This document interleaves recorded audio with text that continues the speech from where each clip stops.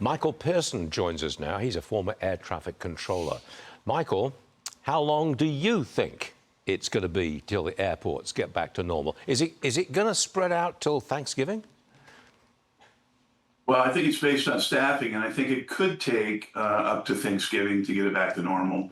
It's just basically a numbers game, getting enough bodies into the different facilities, en route, tower, and TRACON, which is the radar approach control, to make sure the system works efficiently. We don't have enough air traffic controllers to start with. I'm told that there's 4,000 empty places. How fast can they be filled? Well, this has been a problem, Stuart, since 2011 through 2013, and the Obama administration make a concerted effort to eliminate the controller pipeline, the 36 universities across the country. And so this lack of controllers dates all the way back to 2011. In actuality, President Trump was right when he was talking about fatigue and the fact that there weren't enough controllers. But this was actually a political move social engineering move made by the Obama administration, which left us approximately 3,000 to 3,500 controllers short. And we're still there. And it takes 3 to 5 years to train enough controllers to get them into the system where they're effective. So that 3-year period, basically, where the FAA didn't hire controllers, there were controller applicants who were well trained and ready to come into the system. We're still dealing with the residual effects of that, unfortunately. I'm sorry to interrupt you, but I'm not familiar with this, whatever happened back in 2011 with Obama and the air traffic controllers. Did he deliberately cut off the supply of trained controllers coming into the marketplace?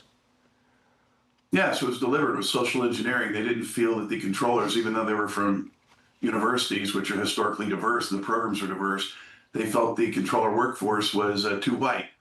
There was some ideologues that got obtained high-level positions within the FAA, including the ex-president of the National Black Controllers Association, became the civil rights administrator for the FAA.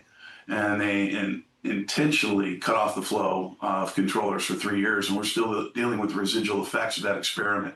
So it's to be a long, long time before we're fully staffed with air traffic controllers in the airports. Long time. It could be another 3 to 5 years. Unfortunately, the Trump administration was left with an absolute mess, and so was Secretary Duffy, obviously, and he's got to rebuild the system. It's equivalent to changing a flat tire as you're speeding down the freeway 7 days a week, 24 hours a day. It's not an easy fix, and the system has to work while the fixes are implemented. So it's going to take 3 to 5 years to get the system fully staffed, and that's if it's done correctly. And quite frankly, relying on the very same FAA people to rebuild the system that created the disaster is not a recipe for success. Secretary Duffy needs to look outside the FAA. Currently, they're not doing that. They're looking at the very same people who caused the disaster to fix the disaster. And so unless something else is done, it's not going to work. Michael Pearson, I didn't know all of this, and I'm thankful to you for supplying that information. It's good stuff. You're welcome, sure. Thank you, Michael. We'll see you again soon.